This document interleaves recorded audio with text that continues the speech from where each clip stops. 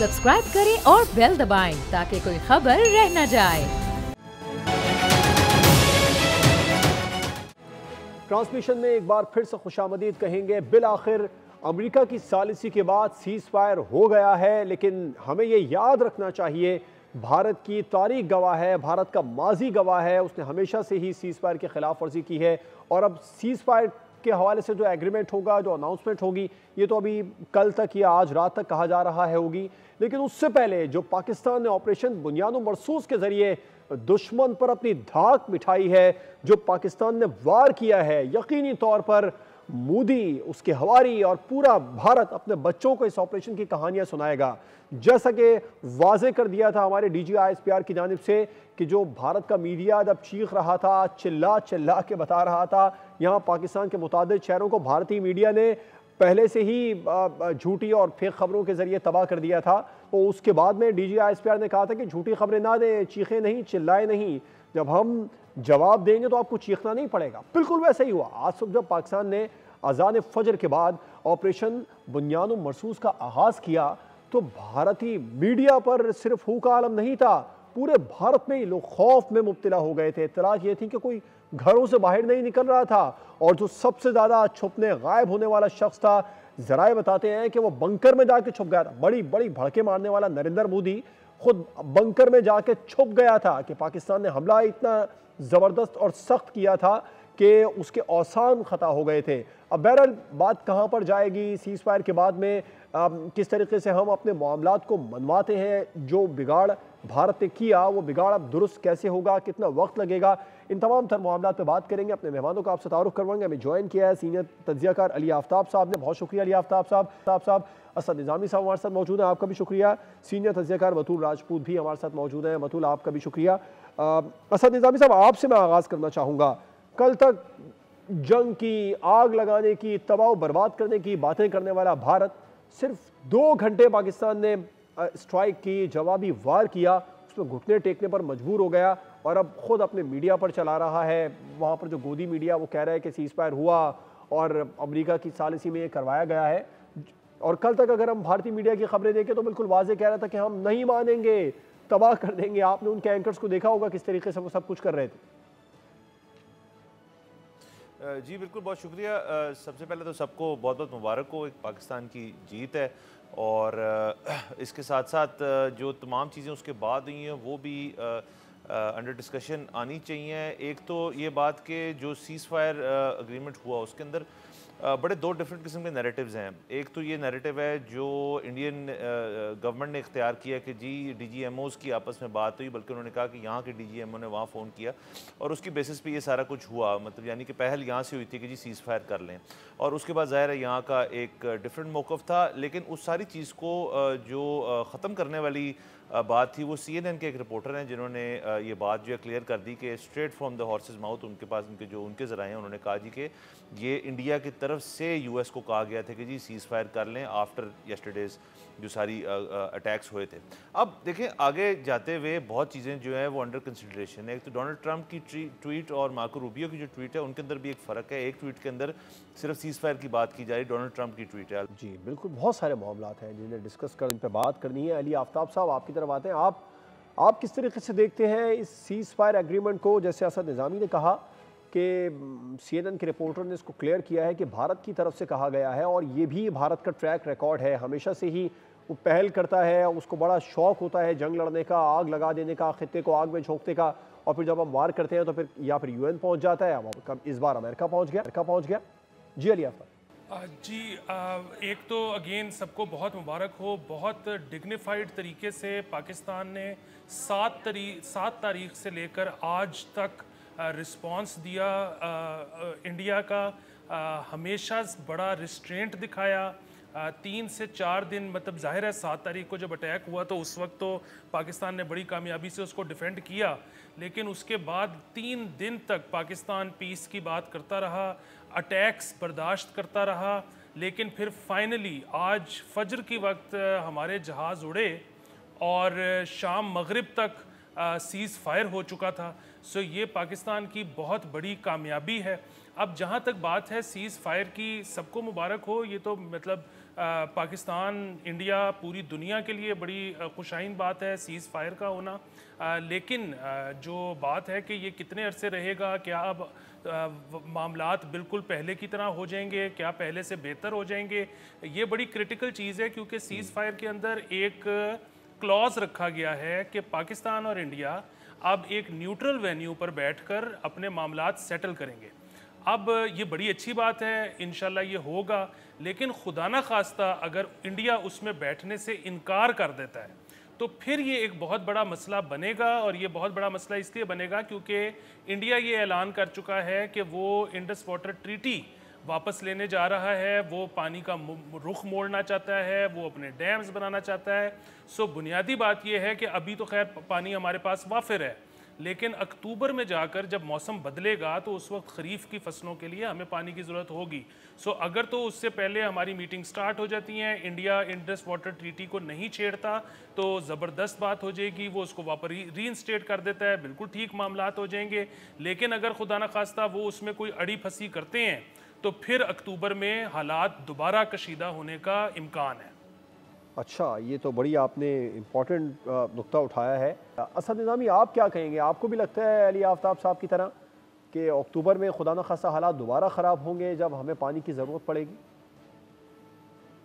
जी देखें, इस वक्त जो इंडिया का जिस किस्म की उनको फेस करनी पड़ रही है, एक मीडिया एंगल के ऊपर एक है, क्योंकि उनका अपना मीडिया जो है वो उसकी बिहेवियर तो हमने पिछले कुछ दिनों में असेस की है। उसके अलावा सीज़ फायर के बाद जो उनकी कुछ वहाँ पे मतलब कम ही हैं, लेकिन जो कुछ वहाँ पे सेन वॉइसेस हैं उन्होंने भी अपनी हुकूमत को काफ़ी रगड़ा लगाया है। और उसके बाद से ये चीज़ का एक एडिट प्रेशर होता है, तो इसके ऊपर वो कैसे रिटेलिएट करते हैं, अब वो जाके अक्टूबर के अंदर किस तरह रिटेलिएट करते हैं ये वक्त ही बताएगा। लेकिन बिल्कुल इसको हमने जब ये सारे मामला शुरू हुए थे तो ये बुनियाद इनकी पानी ही था।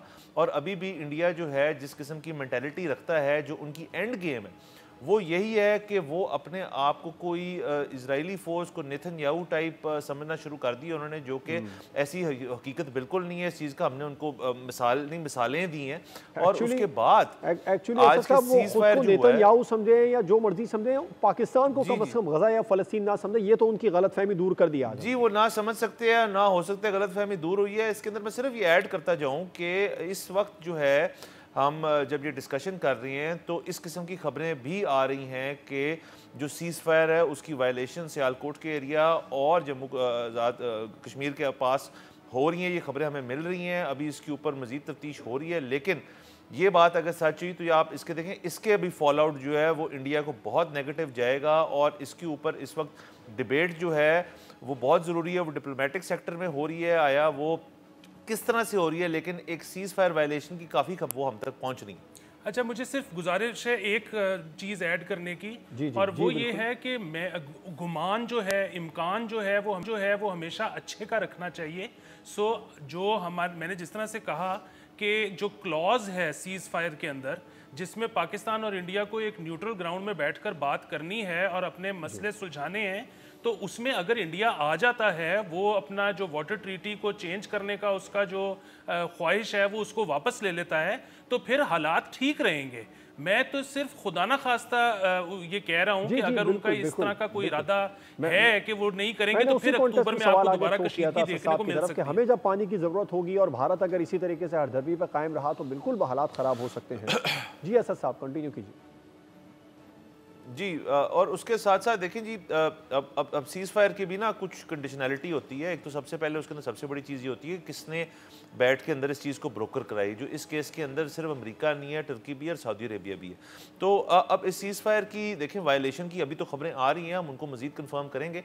अलबत्ता आने वाले दिनों में क्या होगा ये चीज़ सोचना और समझना बहुत ज़रूरी है। हम एक ऐसी मुल्क के साथ ये जंग हो रही है जो कि उनका नेशनल सेंटिमेंट जो है और ख़ास तौर पे उनका हुकूमती सेंटिमेंट जो है उसकी किसी को समझ नहीं आ रही। मेरे ख्याल में उनको अपनी खुद भी समझ नहीं आ रही कि वो चाहते क्या हैं इस चीज़ से। आज अली और मैं इत्तेफाक से इकट्ठे थे दोपहर में, जब मामलात सीज़ फायर से पहले हम दोनों का एक दूसरे से यही सवाल था कि इसके अंदर हर मोटिव के अंदर एक एंड गेम होती है। हम तो डिफेंसिव साइड पे थे, फिर हम ऑफेंसिव साइड पे हुए। जो ऑफेंसिव साइड पे होता है उनका कोई ना कोई मोटिव होता है जो वो लेके चलते हैं। अब वो मोटिव अगर तो ये है कि वो जी ऑल आउट वॉर चाहते हैं, ट्रूप्स ऑन द ग्राउंड वाली बात है, तो ये तो बड़ी एक अजीबोगरीब सूरत हाल है कि वो इतना अपने मीडिया से मुतासर हो चुके हैं और अपने उनकी जो अर्नाब गोस्वामी टाइप लोग जो हैं वो उनको जब जो फीड करते हैं चीज़ या जो कहते हैं वो उसके ऊपर ऐड करते हैं। तो ये एक मेरे नज़दीक एक अजीबोगरीब किस्म का एक दुश्मन है जिससे हम टैकल कर रहे हैं। लेकिन हमें जिस तरह हमारे एयरफोर्स और फौज पाकिस्तान और हुकूमत का जो रोल था उन्होंने हमें बाकायदा तौर पर दिखाया कि हम हर लिहाज से तैयार हैं। लेकिन अगेन मैं इसमें ऐड करूँगा कि सीज़ फायर जो है वो हर हल्के में बड़ी खुशाइन और बड़ी अच्छी चीज़ की तरह एक्सेप्ट हुई है और पाकिस्तान का डे वन से ये मौक़िफ़ रहा है कि जंग जो है वो किसी चीज़ की सलूशन नहीं है, जंग से कोई हल नहीं निकलेगा चीज़ का। जो अमेरिका ने चीज़ प्रपोज़ की और जो हम पहले से कह रहे हैं उसके ऊपर अगर हिंदुस्तान जो है वो आना चाहता है तो वो बात जो है वो ना सिर्फ खित्ते के लिए बेहतर होगी बल्कि ग्लोबली उसके इम्पैक्ट बहुत बेहतर होंगे। बिल्कुल, ग्लोबली इम्पैक्ट बहुत बेहतर होंगे अगर जो अमेरिका ने क्लॉज सामने रखी हैं उस पर भारत अगर आना चाहता है। अली आफ्ताब साहब, जैसे असद निज़ामी साहब ने कहा कि मोदी गालिबन अपने आप को नेतन्याहू समझ बैठे थे, वो अपने आप को नेतन्याहू समझें, फ़िरौन समझें, शैतान तो वो है ही, लेकिन पाकिस्तान को जो उन्होंने गज़ा या फ़लस्तीन समझने की गलती की थी, पाकिस्तान ने दिमाग ठिकाने लगा दिया, वो गलतफहमी दूर कर दी है। आज आइंदा मेरा ख्याल में इस तरह की गलती अब नहीं करेंगे। जी, असल में ये जब कोई मतलब इंडिया जो है वो हमने देखा कि पिछले कुछ अरसे में उसने मुआशी तरक्की की, उनके जो फॉरेन यूएस रिज़र्व्स हैं वो काफ़ी इम्प्रूव हुए।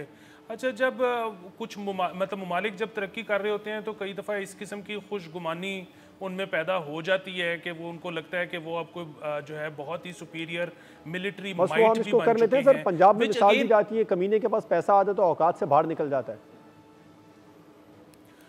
अगेन उसमें मसला क्या होता है कि इसमें भी कोई शक नहीं कि उन्होंने जितना अपने बजट स्पेंड किया है अपने डिफेंस के ऊपर, वो तीसरी बड़ी मिलिट्री माइट हैं।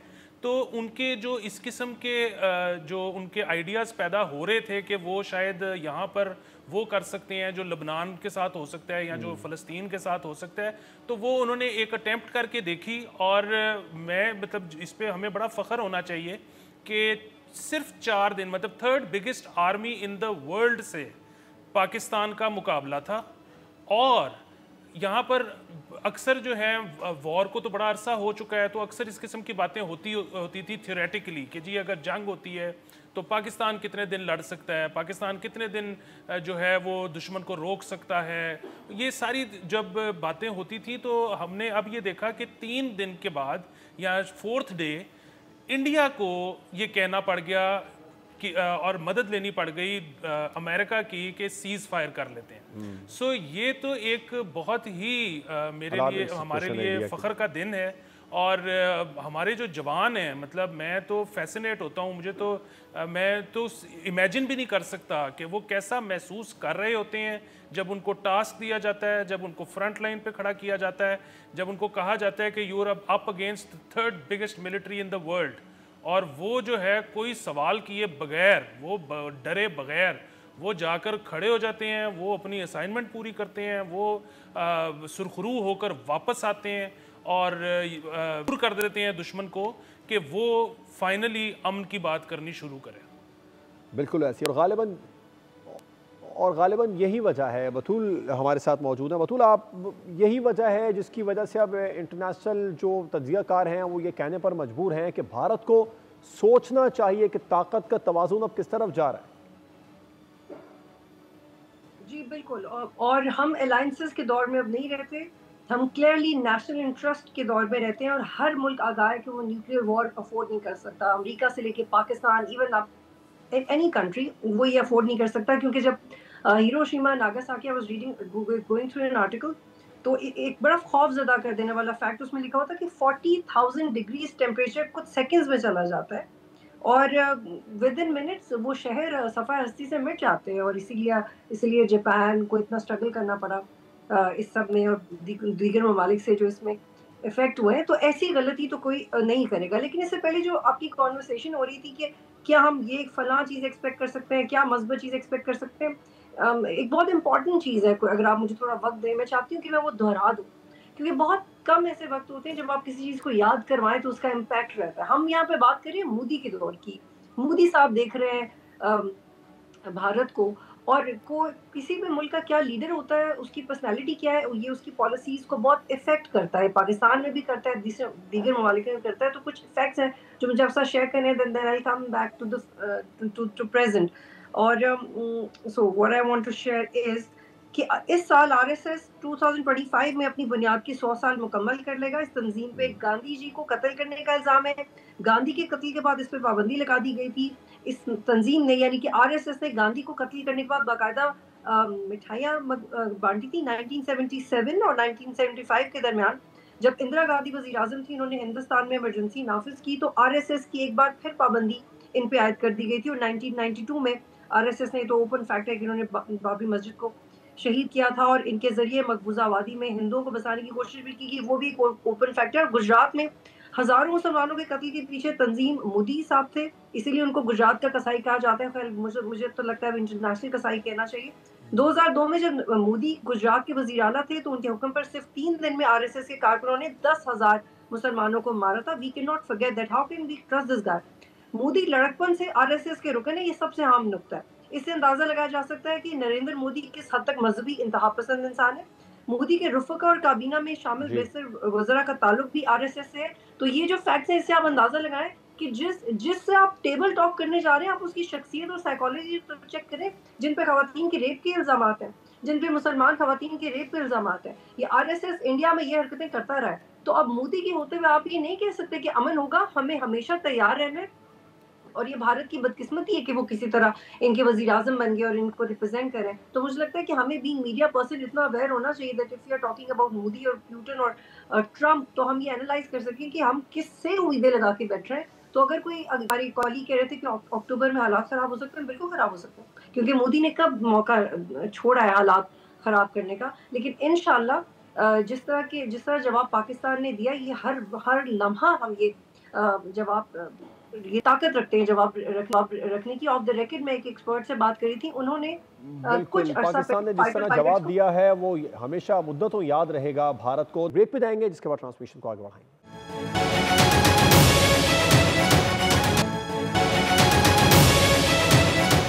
नादिया मिर्जा साहिबा ने भी हमें ज्वाइन किया ट्रांसमिशन में। नादिया साहिबा, आप तमाम तर सिचुएशन को आप किस तरफ देख रही हैं जाती हुई? जिस तरीके से अब बात हो गई है सीज़ फायर की, कल तक मुमकिना तौर पे इसका बाकायदा तौर पर ऐलान भी कर दिया जाएगा?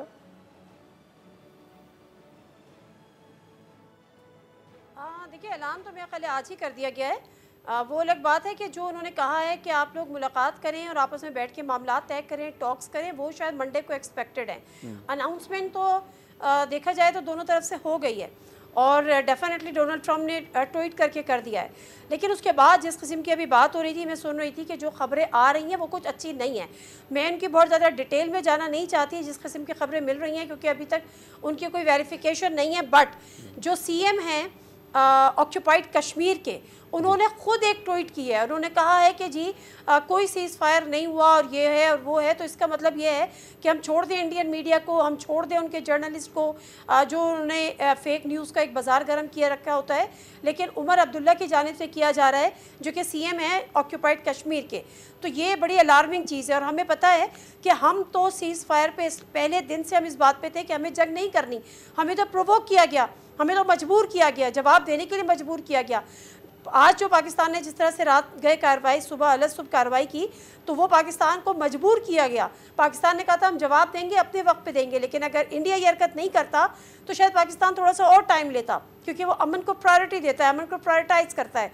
लेकिन अब जो सूरत हाल है, और एक दफ़ा फिर वही उसी हठधर्मी के साथ भारत अगर एक दफ़ा फिर पाकिस्तान पर ही इल्ज़ाम लगा रहा है, और जिस तरह से मैं सीएम ऑक्यूपाइड कश्मीर की बात कर रही हूँ, तो ये again this is very much alarming. और ये बात आप वो नहीं कर रहे, अब इंटरनेशनल मीडिया भी ये बात उनकी बात को पिक करके उनकी बात को वो कोट कर रहा है। तो ये एक दफ़ा फिर पाकिस्तान पे इल्ज़ाम लगा रहे हैं, जो इंडिया की एक हठधर्मी रही है या इंडिया की एक रविश रही है। एंड यू नेवर नो कि वो जो सीज़ फायर का वो उन्होंने खुद अनाउंसमेंट की, और उनके लिए एम्बैरेसिंग ये हुआ कि उनके वज़ीर ख़ारजा कह रहे थे कि जी हमने तो किसी सालिसी की रिक्वेस्ट नहीं की अमेरिका को, हमने उनको नहीं कहा कि आप इसको मीडिएशन करें, लेकिन पाकिस्तान की तरफ से कहा गया। और CNN ने इसको भी रिपोर्ट कर दिया कि ये इंडिया की तरफ से कहा गया, ना कि पाकिस्तान की तरफ से। तो मेरा ख्याल है इससे बड़ी एम्बेरसमेंट तो कोई इंडिया के लिए हो नहीं सकती। अब उसको फेस सेविंग चाहिए, उसको फेस सेविंग से दुनिया से नहीं चाहिए, उसको फेस सेविंग अपनी ही आवाम से चाहिए, अपने ही मीडिया से चाहिए, जो अब उनको ही मलामत कर रहा है कि जब हमने देखा कि इंडियन ट्रांसमिशन में पहले तो वो बहुत चीखते रहे, ललकारते रहे, सब कुछ करते रहे, लेकिन उसके बाद उन्होंने अपने ही हुकूमत पे आवाज़ें उठानी शुरू कर दी और अपनी फ़ौज पे आवाज़ें उठानी शुरू कर दी कि अगर आप अपनी एयर बेसिस को नहीं संभाल सकते, उनकी हिफाजत नहीं कर सकते, तो आवाम की कैसे करेंगे। तो डेफिनेटली एक बहुत बड़ी खिफ़त का सामना है भारत को, इंटरनली भी और एक्सटर्नली भी। उसको मिटाने के लिए वो दोबारा से कोई हरकत कर सकता है। इससे ज़्यादा मैं यहाँ पर इस पर बात नहीं कर सकती। दोबारा से हरकत नादिया, मैं सॉरी टू कट यू, ये आप इससे ज़्यादा बात हमें नहीं करनी चाहिए, लेकिन हमें चौकन्ना रहना ऑफिशियल होगा। एग्रीमेंट पे साइन होने से पहले की बात कर रही हैं। अभी यकीनी तौर पर दोनों ममालिक के जो लोग हैं वो बैठेंगे, इस मामले को लेकर बहुत सारी बातें, बहुत सारी चीज़ें तय पाएंगी। उससे पहले आप कह रही हैं कि कुछ ना कुछ गड़बड़ हो सकती है। अल्लाह ना करे, अल्लाह ना करे, जिसको कहते हैं ना कि गॉड फॉरबिड, और मैं मेरे मुंह में खाक भी मैं कह देती हूँ, लेकिन जो चीज़ हमारे सामने आई है, मतलब इस किस्म की चीज़ें हैं। अब आई एम नॉट श्योर कि भाई ये है ये नहीं है, हम इस पर बहुत डिटेल में भी मैं नहीं जाना चाहती, लेकिन बहरहाल इट हैपेंड। और मैं उमर अब्दुल्ला साहब की जो कि CM हैं, उनकी जो मैं ट्वीट देख रही हूँ, वो उन्होंने तकरीबन 8:30 बजे की है, यानी अभी से एक सवा घंटा पहले की उनकी एक ट्वीट है, तो कोई बहुत पहले की नहीं है, जिसमें उन्होंने कहा है, मतलब मैं उनकी बात को भी नहीं, जो sentence exactly quote and quote अगर मैं कहूँ, what the hell just happened to the ceasefire question mark. तो इसका मतलब ये है कि आप खुद बता रहे हैं कि आप कितनी उसकी रिस्पेक्ट कर रहे हैं या आप उसको कितना लेकर चल रहे हैं। तो इंडिया इसकी आड़ में एक दफ़ा फिर पाकिस्तान पे इल्ज़ामात की बौछार की आड़ में अल्लाह ना करे, लेकिन कुछ कर सकता है। इरादे उसके ऐसे हैं, उसका ट्रैक रिकॉर्ड भी इसी तरह का है, कभी भी सीज़ फायर के खिलाफ, सीज़ फायर मुआहदे पर अमल दरामद नहीं किया। Track record exactly track record. Asad Nizami साहब, आपसे कुछ देर पहले आप लोग भी, अली आफ्ताब साहब ने भी इसी पॉइंट को रेज़ किया था, यकीनी तौर पर ऐसा होगा। अच्छा, लेकिन एक बात है, जैसे CNN ने रिपोर्ट कर दिया कि इंडिया ने राब्ता किया, ये तो अब तय हज़ीमत तो उसको पूरी दुनिया से उठानी पड़ रही है मोदी सरकार को। और आज जब हमने देखा 2 घंटे के बाद ही, जब पाकिस्तान ने स्ट्राइक किया, उसके 2 से 3 घंटे के बाद भारतीय फ़ौज की तर्जुमान आई प्रेस कॉन्फ्रेंस करने के लिए, उसमें जो उन्होंने तस्लीम किया कि हमारी एयर बेसिस को नुकसान, पहले तो वो कहते रहे कि कुछ हुआ ही नहीं, हमने जो हमारे एयर डिफेंस सिस्टम ने जो मिसाइल हैं पाकिस्तान के वो नाकारा बना दिए। लेकिन फिर उन्होंने तस्लीम किया कि जी बहुत सारी हमारी बेसिस हैं जिनको पाकिस्तान ने निशाना बनाया, जिन पे नुकसान हुआ, जहाँ पर आग लगी दुश्मन। और साथ में ये भी कह दिया कि बहुत ज़्यादा तेज़ मिसाइल इस्तेमाल किए हैं, तारीफ़ भी कर दी हमारे मिसाइलों की इनडायरेक्टली। दुश्मन का तस्लीम कर लेना यकीनी तौर पर एतराफ़ शिकस्त है। जी बिल्कुल। अच्छा, एक second Jawad, I am sorry, अगर मैं दूसरे गेस्ट की इजाज़त के साथ मैं सिर्फ एक बात ये करना चाहूँगी कि सिर्फ एक बात कि आप ना भूलें कि पाकिस्तान ने तो अभी उनकी एयर बेसिस को निशाना बनाया ना, जब उन्होंने किया था, फिर अगेन पाकिस्तान ने उसका जवाब दिया। लेकिन बिफोर दैट वो उससे भी पाकिस्तान पे इल्ज़ाम लगा रहे थे कि हमारा पठानकोट ये कर दिया, हमारे फलां ये कर दिया। और पाकिस्तान ने प्रेस कॉन्फ्रेंस करके DG ISPR ने बताया कि हमने नहीं किया, जब हम करेंगे तो डंके की चोट पे करेंगे, हम करेंगे तो दुनिया देखेगी। और ये उन्होंने साबित किया कि जब हमने किया तो दुनिया देखी। तो उस वक्त भी उन्होंने पाकिस्तान को एक चार्जशीट करके, ज़बरदस्ती कटहरे में डाल के, फॉल्स प्रोपेगेंडा करके, और फिर उन्होंने पाकिस्तान पे एक्ट किया। तो यही सूरत हाल एक दफ़ा फिर वो डेवलप करने की कोशिश कर रहे हैं। बिल्कुल ऐसी, और तस्लीम किया, घुटने टेकने पर मजबूर हुए हैं। अब खिफ़त मिटाने के लिए अब वो ये इस तरह के ओछे हथकंडे, कठपुतली वज़ीर आला को इस्तेमाल कर रहे हैं। बिल्कुल ऐसी नादिया, आप एग्री करती हैं इस बात से? एग्जैक्टली मैं यही तो बात कर रही हूँ कि बेसिकली उनको इतनी एम्बैरेसमेंट है, और ये एम्बैरेसमेंट उनकी जो है वो सिर्फ एक्सटर्नल इंटरनल दोनों है। उनके अपने जो अवाम है, उनका जो अपना मीडिया है, जो कल तक उनको जो है वो चढ़ाई की दावतें दे रहा था, जंग कर दो, मार दो, काट दो, पीट दो, आज वो उनसे सवाल कर रहा है कि व्हाट यू हैव डन। अगर आप अपने एयर बेसिस की हिफाजत नहीं कर सकते तो आप अवाम की क्या हिफाजत करेंगे? तो ये इससे बड़ी एम्बैरेसमेंट क्या है? और पाकिस्तान, और जब आपकी खुद जो तर्जुमान है उनकी अफवाज की, वो खुद आके मीडिया पे कह रही हैं और वो एक्सेप्ट कर रही हैं कि पाकिस्तान ने उनके साथ किया क्या है, ये वही किया है जो सिंदूर के बाद होता है। बिल्कुल ऐसी है। और जो मशहूर ज़रबे मिसल है कि जंगें असलहे से नहीं जज्बे से लड़ी जाती हैं, पाक अफवाज ने यह भी साबित कर दिया। दुनिया का सबसे लेटेस्ट तरीन असलहा और जिसे वो आयरन डोम सिस्टम कह रहे थे, उन्होंने जो मंगवाया था S-400 के उनका एयर डिफेंस सिस्टम है, फिर राफेल मंगवाए, दुनिया के सबसे महंगे जदीद टेक्नोलॉजी वाले जहाज़ हमारे 3rd जनरेशन के तैयारों ने ज़मींबोज़ कर दिया। हमारा सबसे जिसे कहा जाए 120 किलोमीटर का मिसाइल जो था फतह 1, जिसको अभी हमने रिसेंटली लॉन्च किया था, उसने उनके पूरे एयर डिफेंस सिस्टम को तबाह कर दिया, सारा गुरूर ही खाक में मिल गया। तो ये बात भी साबित कर दी पाकिस्तान ने कि हम जंगे जज्बे से जीती जाती है। जी नादिया। अच्छा, आपने पहले ये आप नादिया से पूछ रहे हैं, मुझसे पूछ रहे, थोड़ी तरतीब पहले मैं नादिया कर लें, जरा मुझे बता दें। आप पहले मुझसे पूछा था, आपने मुझसे पूछा था। इस लड़ाई ने कम से कम ये साबित कर दिया है कि जंगे जहाज नहीं जीतते, जंगे पायलट जीतते हैं। जंगे इक्विपमेंट से नहीं जीती जाती, जंगे जज्बे से जीती जाती हैं। वो जज्बे शहादत जो पाकिस्तान के अंदर है, जो पाकिस्तान की कौम के अंदर है, जो पाकिस्तान के जवानों के अंदर है, उसने शिकस्त दी है। आप इजराइल की मदद कर रहे हैं, मतलब आप देखिए ना, टॉप ऑफ द लाइन उनके पास equipment, top of the line उनके पास technology, but what they have done, what we have done to them, आपके सामने है। तो क्या हम जो है वो भारत यही तो सोच रहा था कि आपको याद है ना 2019 में जब हमने उनका मैग गिराया था, तो उससे यही मोदी थे जो कहते थे काश इस राफेल होता। तो क्या किया राफेल के साथ हमने उनके राफेल धड़ाधड़ गिरा दिए, जो दुनिया में कहीं नहीं हुआ था। फ्रांस एक्सेप्ट कर रहा है, भारत में खिफत मिटा रहा है। तो अगेन मैं तो इस बात पे बड़ी कायल हूँ कि हमने ये बात साबित की है कि जहाज़ जंगे नहीं लड़ते, पायलट जंगे लड़ते हैं। इक्विपमेंट से जंगे नहीं लड़ी जाती, जंगे जीती नहीं जाती, जंगे जीती जाती है उस जज्बे से जो पाकिस्तान की कौम में, पाकिस्तान की फ़ौज में, पाकिस्तान के जवानों में कूट कूट के भरा हुआ है। और जो आज हमें ये फ़तह नसीब हुई है अल्हम्दुलिल्लाह, वो तो इज़्ज़ो मंतशा व तज़िल्लु मंतशा वाली जो बात है वो बिल्कुल हमने आज साबित की है कि हमने अपने जज्बे से, ईमान के जज्बे से ये जंग जीती है और उनको जो है वो खाक चटवाई है इंडिया दुनिया को दिखा दिया, साबित कर दिया, धाक बिठा दी फजाओं में सब कॉन्टिनेंट और पूरी दुनिया की। असद निज़ामी साहब, अब मैं आपकी तरफ आऊंगा। जो हमने कहा था जब हमला करेंगे तो दुनिया देखेगी। बिल्कुल ठीक है नादिया, आपका पॉइंट है। असद साहब, जिस तरीके से भारत ने 2019 में जो कुछ हुआ था पुलवामा का, फिर हमने जो स्विफ्ट रिटॉर्ट किया, उसके बाद में मोदी ने कहा कि अगर हमारे पास राफेल होते तो नतीजा कुछ और होता। अब उनके पास क्या होगा कहने के लिए? अब तो राफेल को भी हमने ऐसे गिराया जैसे पतंगे नीचे उतारते हैं। देखिए जी, वो इस चीज़ को तो तस्लीम करते नहीं है नंबर 1 के उनका राफेल जो तैयारा है वो हमने गिराया है, और वो ना कभी करेंगे। अभी तो इनफैक्ट 2019 की कुछ ऐसी चीज़ें हैं जो क्लैरिटी जिनके ऊपर नहीं है, ना वो कभी उनको तस्लीम करेंगे, ये उनका स्टाइल है। आप देखेंगे जो अटैक की बात हो रही है जो पाकिस्तान की तरफ से हमने किया, वो उसको एक्सपेक्ट ही नहीं कर रहे थे। वो लगे हुए थे अपनी ये मीडिया की जो किल चल रही थी उसके अंदर, और उसके अंदर मुझे जी हमने मीडिया वॉर कर ली, हमने साइक ऑप्स कर दिए, हमने फलानी चीज़ कर दी। वो इस चीज़ से बड़े खुश थे।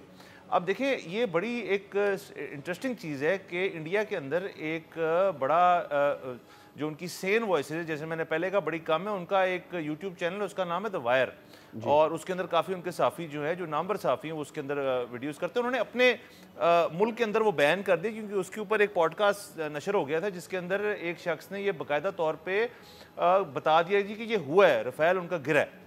तो राफेल को तो उन्होंने पता नहीं क्या बनाया हुआ था, और उसको जिस तरह से उन्होंने लॉन्च किया और जिस तरह से उन्होंने मतलब उसको दिखाया दुनिया को, उनको लगता था कि अब इम्पेनेट्रेबल है उनकी राफेल गिरने पे। तो वो पहले ही जब राफेल गिरे थे तो वो जो नायब फजाई के सरबराह थे एसपी धारकर, उन्होंने जब पायलट की क्लास ली थी वहाँ पर पूरे उसमें जाके, तो उसके बाद उन्हें भी ओहदे से हटा दिया था। वो तो मोदी तो किसी को बर्दाश्त नहीं कर रहा है। अच्छा, आपने भी एक और चीज़ का जिक्र किया था कि जो उनकी फौज के नुमाइंदगान हैं जिन्होंने आके बयान अपना तब्दील किया था, तो मैं ये बताऊं, उनका जो अपना स्टेट मीडिया है उनके ऊपर भी ये चीज़, जो ANI है, उन्होंने पहले इस चीज़ को तस्लीम किया कि जिन बेसिस को हमने हिट किया है, लेकिन उसके बाद ANI ने अपने बयानात खुद चेंज करके इस चीज़ को कर लिया जी कि किसी बेस को हिट नहीं किया, कोई डैमेज नहीं हुआ। देखिए, इस पूरी चीज़ के अंदर मैं यही कॉन्टेक्स्ट लाना चाह रहा था कि एक तो आपकी कन्वेंशनल वॉरफेयर का हिस्सा आ गया है, एक जो साइकॉप वाली चीज़ आ गई जो कि उसकी तरफ से हो रही थी, यहाँ कोई साइकॉप हुआ नहीं। तीसरी, मीडिया की भी एक वॉर इसके अंदर आई है जिसके अंदर पाकिस्तान और पाकिस्तान की मीडिया ने, हमारे तमाम चैनल्स जो हैं उनकी तारीफ़ करनी बनती है कि हमने जो इन्फॉर्मेशन हमें पहुंच रही थी हमारे ज़राए से, जो हुकूमती ज़राए थे, हतमी तौर पे हमने सारी चीज़ें बयान की हैं। वहाँ तो फ्री फॉर ऑल था, वहाँ पे हर चीज़ फ्री फॉल होती, इसी का उनको जो अब नुकसान है वो भुगतना पड़ रहा है। बिल्कुल अपने आप को इतना बढ़ा चढ़ा के, अपने पीएम को इतना बड़ा करके जो उन्होंने सारी बयानबाजी की और सब कुछ किया, बिल्कुल ऐसी है, उल्टी उसी पड़ का रही नुकसान है जिसको भुगतना पड़ा है। बड़े बड़े बोल हैं जो सामने आ रहे हैं। अली आफ्ताब साहब, आप क्या समझते हैं अब फेस सेविंग के लिए मोदी के पास क्या होगा? अब तो वो ये भी नहीं कह सकेंगे कि हमारे पास राफेल होते तो नतीजा मुख्तलिफ होता। जी बिल्कुल, ये जो राफेल वाली मूवमेंट है ना, ये हमें तो याद है अमूमी तौर पे 2019 से, लेकिन ये उससे भी पीछे से चल रही है। ये कोई 8-10 साल से उनकी जो एयरफोर्स है वो नए जहाज़ मांग रही थी, हुकूमत उनके नहीं दे रही थी, और फिर ये वाक़या हुआ पुलवामा वाला, जिसके बाद इनको वो जहाज़ मिल गए। उससे पहले कई, बल्कि आपने शायद आपको याद होगा फिल्में भी ऐसी बनी थी कि जिसमें था कि जी वो हुकूमत नए जहाज़ नहीं देती, वरना पायलट हमारे बड़े अच्छे हैं तो वो इस वजह से उनकी जानें चली जाती हैं। इस तरह की कई कमर्शियल बॉलीवुड फिल्में आई थी।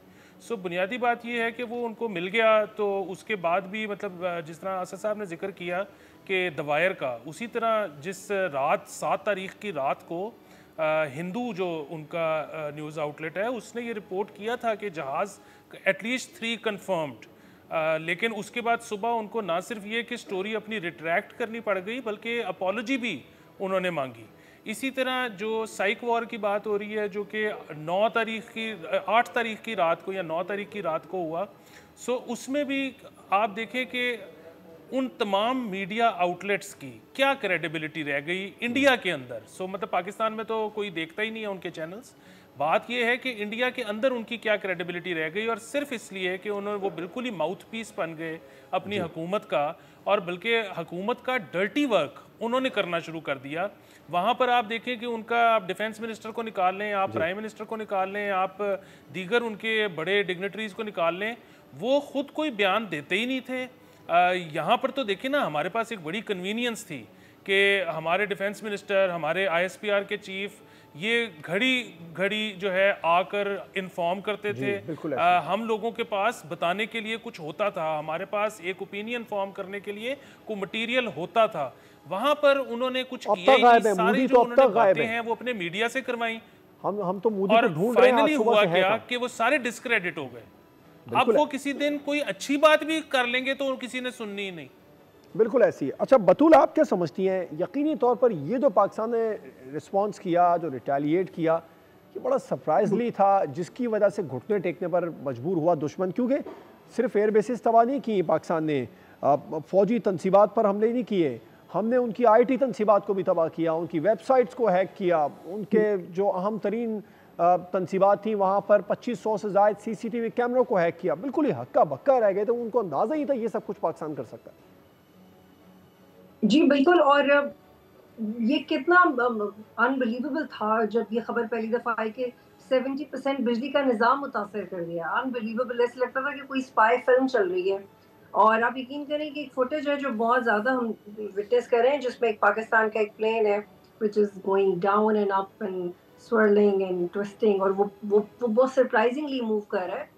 और मैंने जब वीडियो देखी तो मुझे लगा कि ये AI या कोई वीडियो गेम है, बट वो रियल वीडियो है, वो एक्चुअली एक रियल फुटेज है। और उसमें आप देख रहे हैं कि जो एक्सप्लोसिव है या जो गोलियां बरसा रहे हैं, वो उनकी भी एक डायरेक्शन है, प्लेन की भी एक डायरेक्शन है। तो इतना सरप्राइजिंगली माशाल्लाह हमारी ये फौज तैयार थी। हमें वैसे तो उन पर यकीन था, लेकिन आंखों से जब आप देखते हो तो और तरह यकीन आता है आपको। देखिए, मैं ये कभी नहीं कहूँगी कि पाकिस्तान रिलैक्स हो जाए या पाकिस्तान की आर्मी रिलैक्स हो जाए, क्योंकि हमारा जो नेबर है वो रिलायबल नहीं है। अभी भी उनकी जो एक पायलट है वो पाकिस्तान की हिरासत में है। पाकिस्तान बहुत ग्रेसफुली डिप्लोमेटिकली बिहेव कर रहा है, बजाय कि उनको फॉरेन प्रेजेंट करना, क्योंकि तो खातून भी है लेकिन इंटरनेशनल मीडिया भी उनके ऊपर स्टोरी कर रहा है। तो किस हद तक है कि आप इससे अंदाज़ा लगाएं कि पाकिस्तान जो जंग के असूल हैं वो भी कितना ग्रेसफुली फॉलो करता है। और अब शुक्र है हमें नुकसान तो नहीं हुआ, लेकिन आप देखें कि जो कॉम्बिनेशन है वो कितना रूथलेस है कि आप एक तो ग्रेसफुली बिहेव करें और ऊपर से तमीज़ के दायरे में रहते हुए अगले के अपना नुकसान भी पहुंचा दें। तो मुझे लगता है कि इसे पाकिस्तान ही कर सकता था, और हमें हम वक्त इसके लिए तैयार रहना है। और मोदी को जब जब मौका मिलेगा वो इसी तरह हमें नुकसान पहुंचाएगा, क्योंकि ये उसकी हिस्ट्री है। तो मुझे नहीं लगता हमें कोई बहुत बड़ा, बिल्कुल ऐसी है बतूल साहब, हमारी हिस्ट्री है ये। हम जंगों में भी अपने इक़्तिदार को नहीं भूलते हैं, अपनी तमीज़ तहज़ीब नहीं भूलते हैं, और ऐसी ही सूरत हाल आज देखने में मिली है। ब्रेक पे जाएंगे, जिसके बाद ट्रांसमिशन को आगे बढ़ाएंगे। सब्सक्राइब करें और बेल दबाएं ताकि कोई खबर रह न जाए।